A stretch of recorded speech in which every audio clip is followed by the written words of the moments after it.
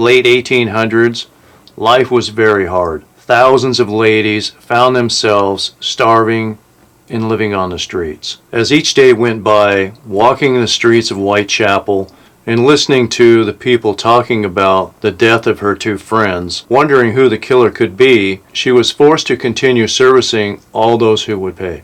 For ladies like Elizabeth, staying home just wasn't an option. She lived day to day just to survive.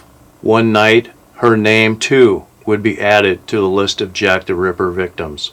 Elizabeth and all those who took part in her story came to me and wanted you to know what happened that fateful night. The program you're about to watch has nudity, graphic violence, and gore.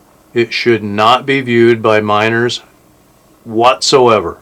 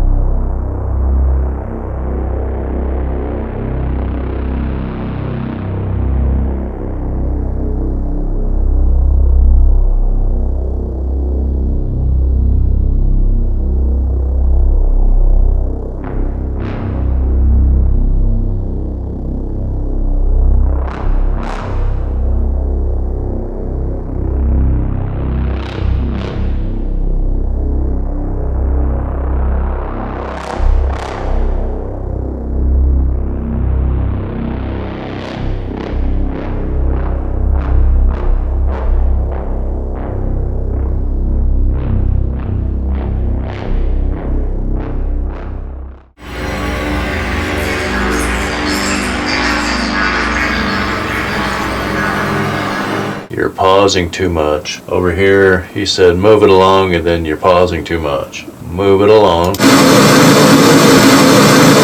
You're pausing too much. I'm sorry, Jack. Annie came up and said it was messy and just asked who she was. You don't mind, do you? Yes.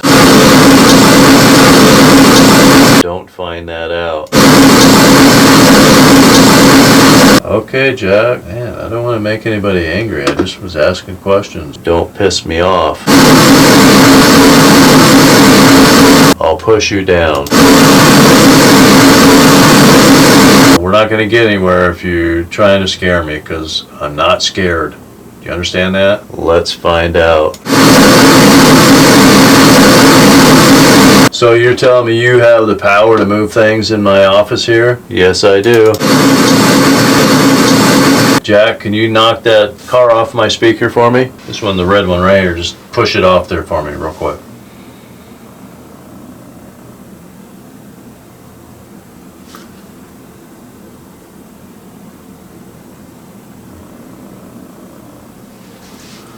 I'm waiting.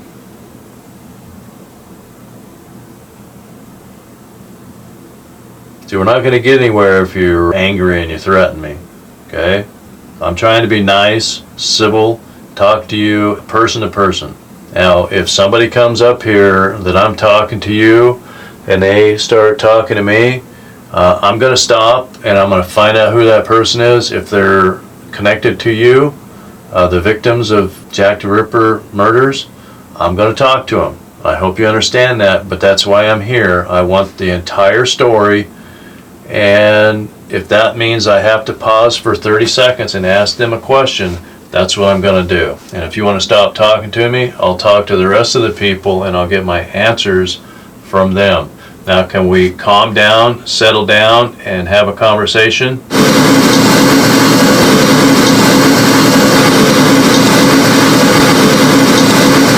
Okay, man, I'm not trying to make anybody angry. I just want your story, okay? Let's move on now.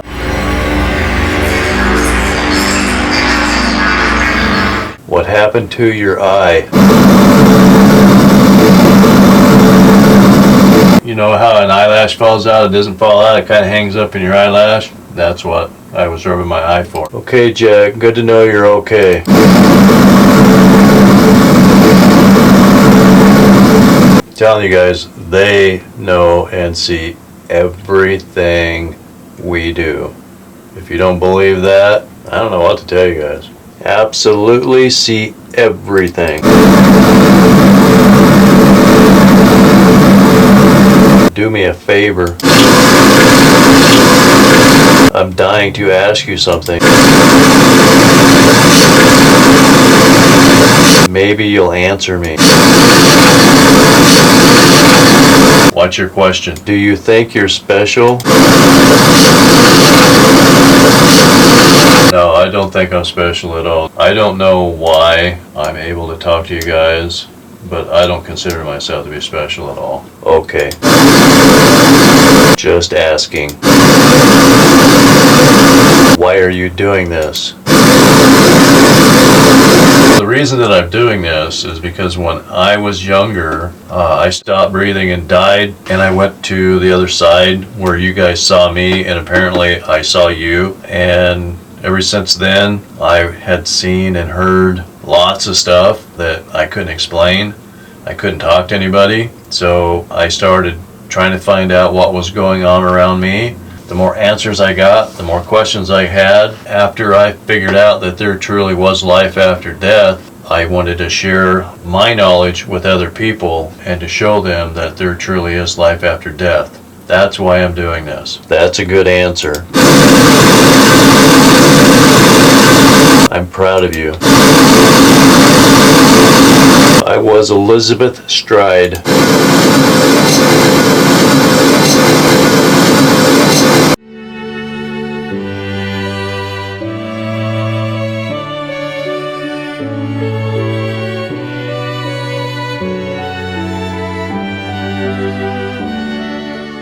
Hello, Elizabeth. Elizabeth Stride. When were you born? November 27th, 1843. Where were you born? Torslanda, Sweden. Elizabeth, what was your father's name? Gustaf Eriksson. Elizabeth, what was your mother's name? Betta Karlsdotter. Elizabeth, did you grow up on a farm? Yes.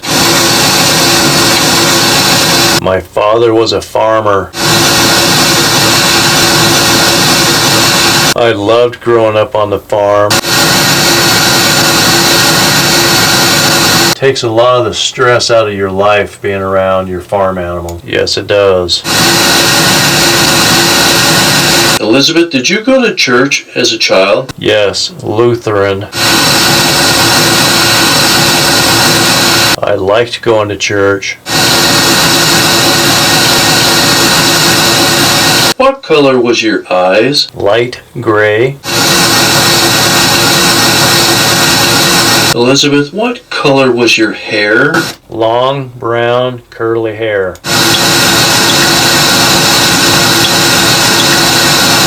Elizabeth, how tall were you? 5'3". I was really thin. Elizabeth, what did you do for work? I was a prostitute.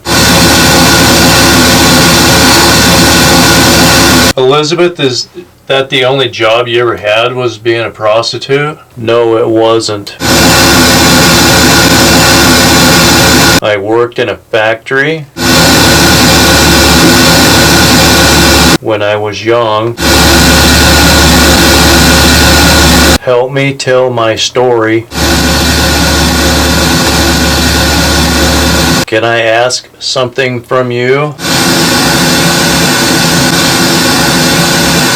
You have a question for me? Yes, I do.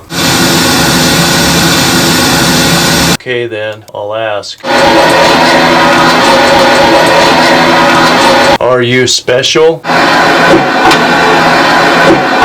Are you asking me if I'm special in some way? That's why I can talk to you guys? Is that what you're asking me? Are you? I can't say that I'm special. I'm just another person as far as I know. Elizabeth, why did you move to London?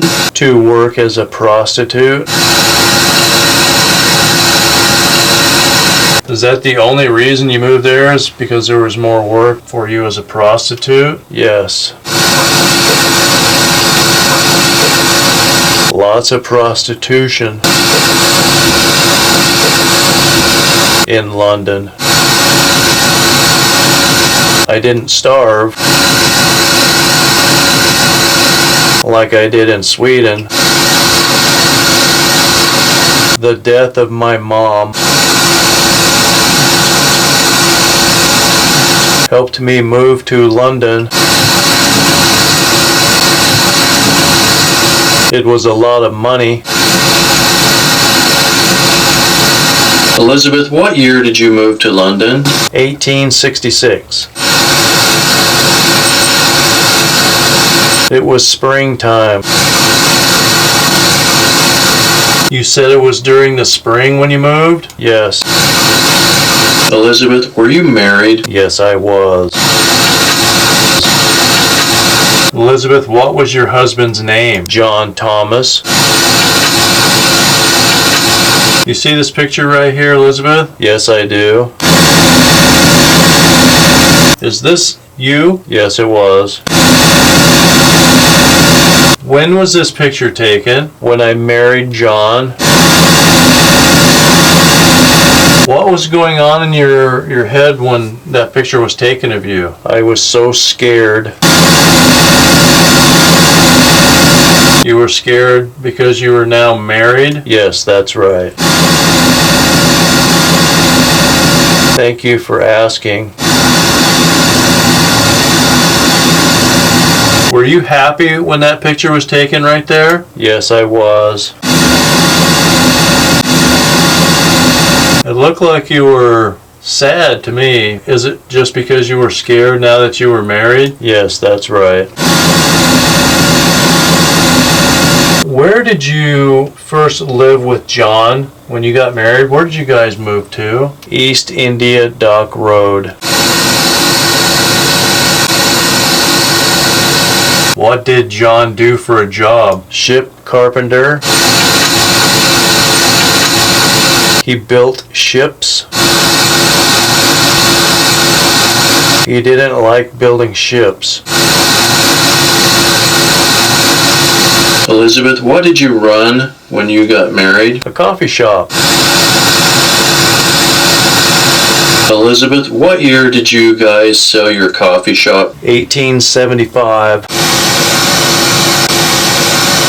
Elizabeth, what year did you and John break up? 1881. Elizabeth, why were you hospitalized in December of 81? Bronchitis. It hurts to cough. Yeah, it does. And then you feels like you're coughing up your lungs. Yes, it does. When you got out of the hospital, where did you go? Common lodging house.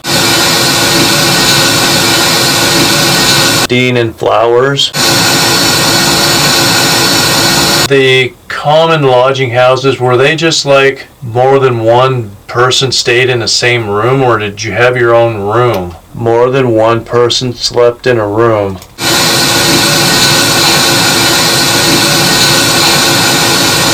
So you never had your own private room? Is that what you're saying in these places? That's correct. I never had a private room. They didn't have private rooms. Elizabeth, when did John die? October 24th, 1884, of tuberculosis. Did you have a long relationship with Michael Kidney? Yes, I did. Why did you two break up? We were always fighting. Elizabeth, after the fight on 26 September 1888, where did you go? 32 Flower and Dean.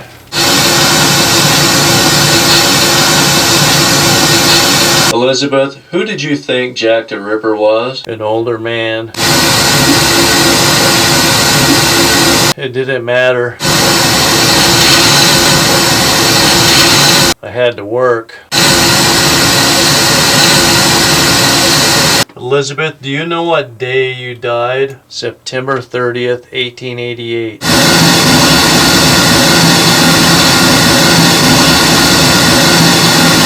Elizabeth, about 12:30 the night that you were murdered, who did you tell no, not tonight to? Aaron Kosminski. I didn't like him. Elizabeth, was that Jack the Ripper? Yes, it was. He killed me right after that. Elizabeth, were you pulled to the ground by your handkerchief that was around your neck? Yes, I was.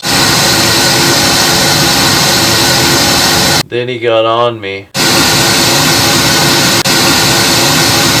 Elizabeth, did your killer say anything before he killed you? He called me a whore.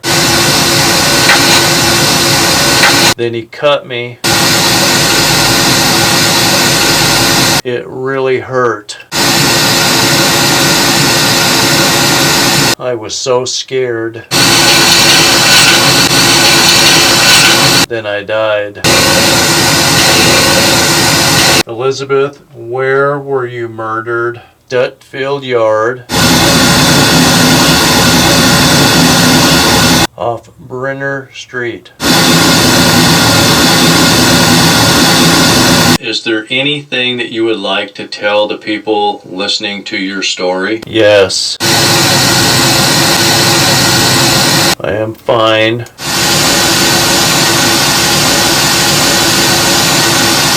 Thank you for telling my story.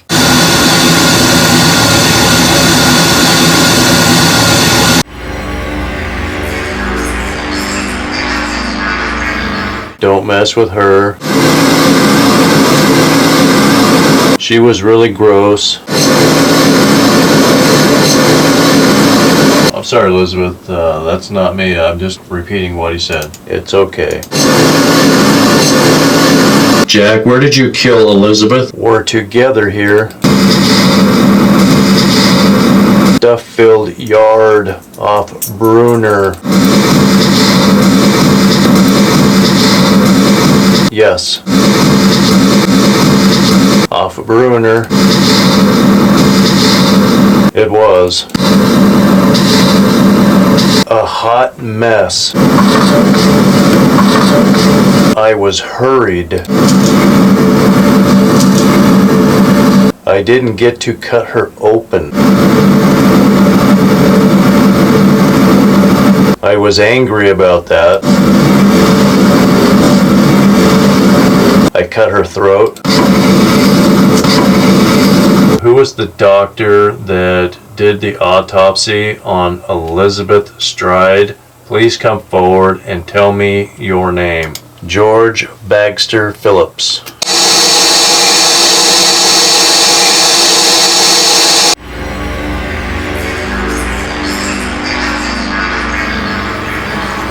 Nice to meet you, George. Dr. Phillips. Thank you.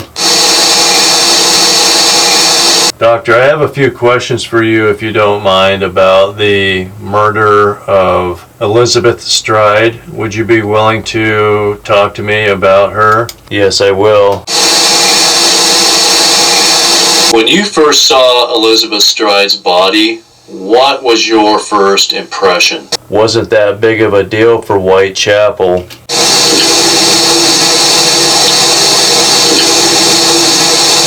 You said that it was no big of a deal for Whitechapel to have a victim come in with their throat cut. Is that correct? That's correct.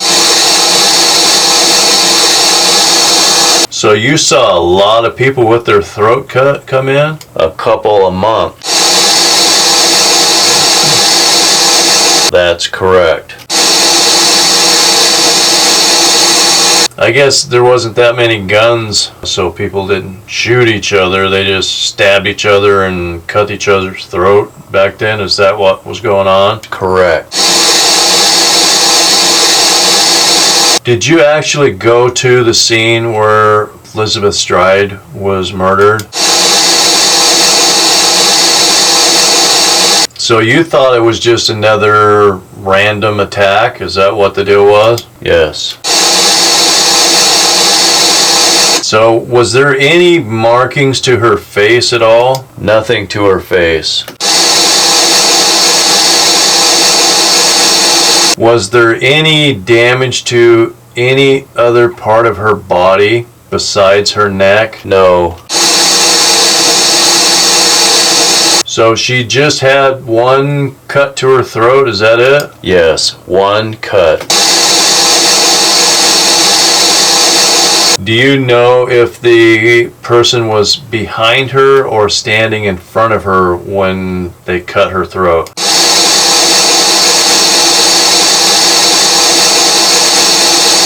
Was it a sharp knife or a dull knife? It was a dull knife. How deep was the cut to her neck? It was clear to the bone. What is your opinion? Was the killer left-handed or right-handed? Left-handed. Do you think that the killer covered her mouth and then cut her throat? Yes, he did. Was there any bruising on her face that would indicate that's what he did? Yes, from the fingers. Dr. Phillips, is there anything that I have missed on the autopsy or the damage to Elizabeth Stride's body? You got it all. He had to stick her? Is that what you're saying? He had to stick her?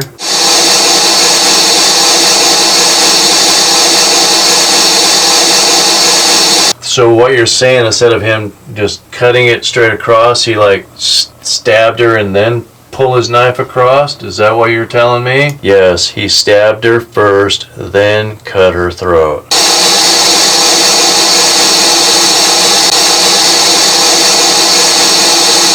Cut his finger cutting her? Is that what you're saying? You think he cut himself when he stabbed her? Yes, I believe he did. Did he stab her anywhere other than the neck? No, he didn't. Thank you for that extra information, Doctor. Is there anything else you can tell me about the evidence or anything like that that wasn't in the official report? No, that's it. Thank you for that extra information, Dr. Phillips. I really do appreciate that. That was not known to the general public. That will definitely help me to prove this story is correct. Have a wonderful day. God bless you. And who knows, maybe I will talk to you or see you down the road. Thank you. Thank you, Jack. Who was the inspector or the detective in charge of Elizabeth Stride's murder case? There really wasn't one. We talked about that. Yes, we did, and I didn't know before any of the information that we talked about. So some of the questions that I have throughout this on talking about all the different victims, I'm going to have that same question. Who am I talking to again? Frederick Aberline.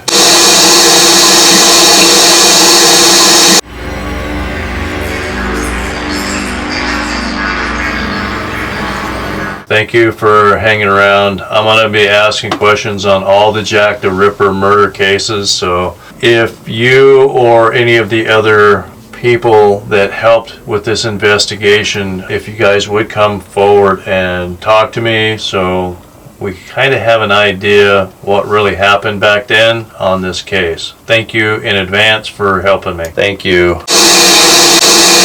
Were you also the same detective that was on Annie Chapman's case and Mary Nichols' case? Yes, I worked all of them. Thank you for doing this, Jack. When you saw Elizabeth's body, what was your first impression? What the hell is going on here? This is the third victim now. Now we have a mass killer on our hands, Jack.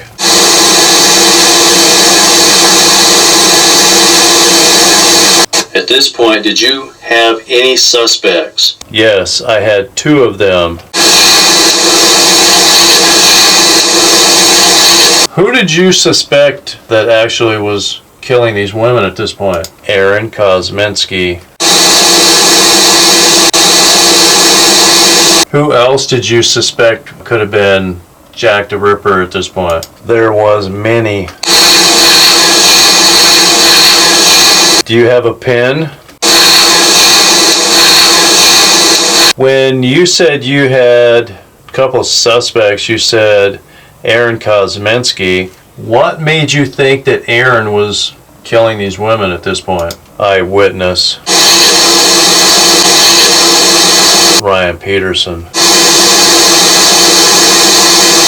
So that's the only reason that you thought it could possibly be Aaron, was the eyewitness of the young man named Ryan Peterson? Exactly. Ryan Peterson. But he got killed? That's right. How did Ryan Peterson get killed? He got stabbed.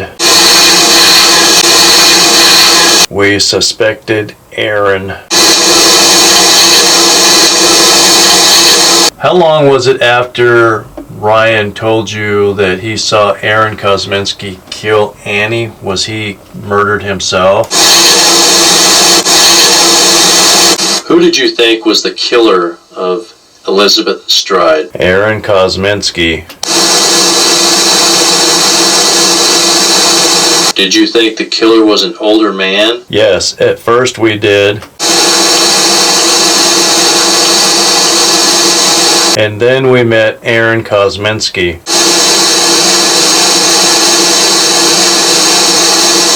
Were you looking for an educated man? At first we were, yes. We knew it was Aaron Kosminski.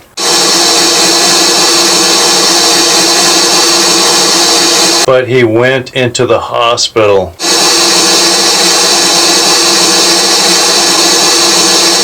So we couldn't do anything to him.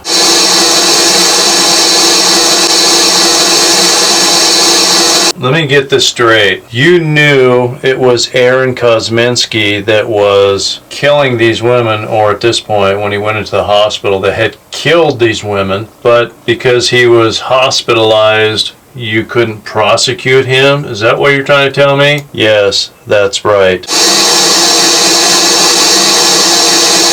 Our laws won't allow us to prosecute an insane person.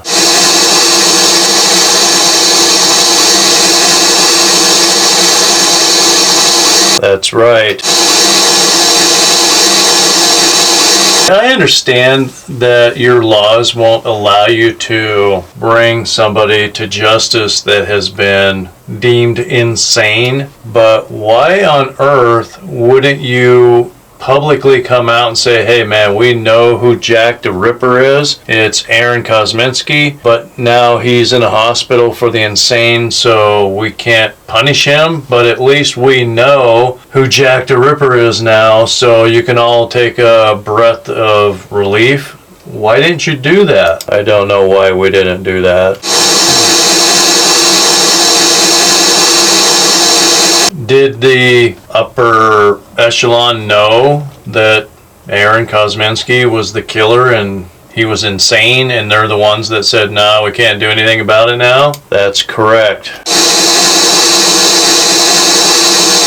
Who made that decision on not prosecuting him and not to tell the people that Jack the Ripper is behind bars? The king did.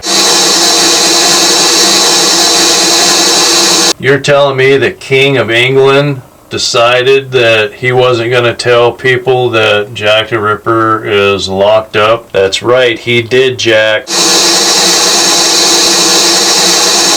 Do you agree with that decision? Yes, I did. It's the law. I get it's the law that, you know, your laws are your laws, and if someone is crazy, you can't, you know, send them to the gallows. But you could have said, hey man, we have Jack the Ripper, you know, he's never going to get outside of these walls again. What purpose did that solve to keep that information from the general public? I didn't make that decision. But you agreed with it, correct? Yes, I did. Don't judge me for that. You're telling me not to judge you, so that tells me that you had some apprehensions on that decision. Is that right? Yes, I did. Did you think the killer was among the neighborhood living in Whitechapel? Yes, I did. He was Aaron Kosminski. Yes, he was. Were you looking for a man wearing a hat and an overcoat and carrying a bag? At first we were. It didn't take long before we figured that was wrong.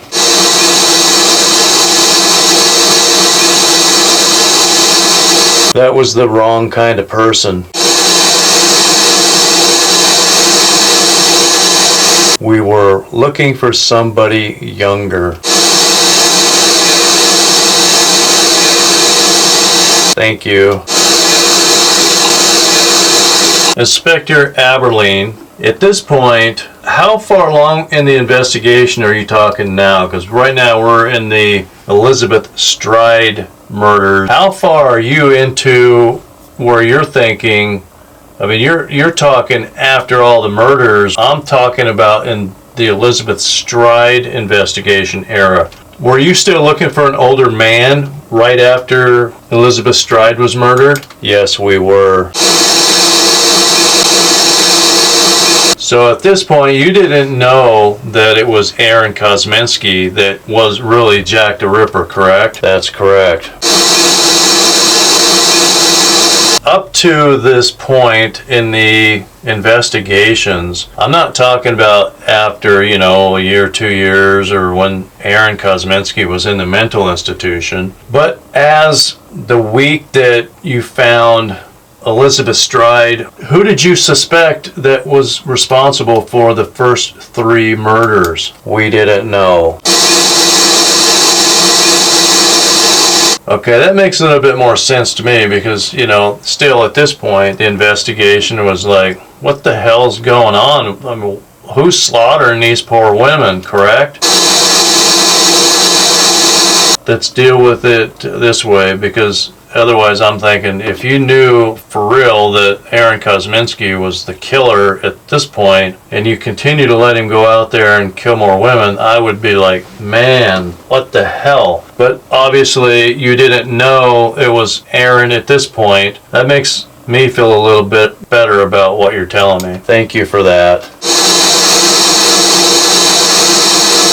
At this point, when you had 3 women that were laying in the, I don't know, they were probably, 2 of them had probably already been buried at this point, I would imagine. Maybe not, I don't know how soon they were laid to rest, but you had 3 women with their throats cut, their faces cut, a couple of them with their, you know, abdomen all cut up. And what was seriously going on in your head at this point? I didn't know what to think. At this point, did you have any really good suspects? Not just a bunch of people that anybody in the neighborhood could have been responsible for it, but I mean, did you really have one or two really good suspects at this point in the case? Not really, no.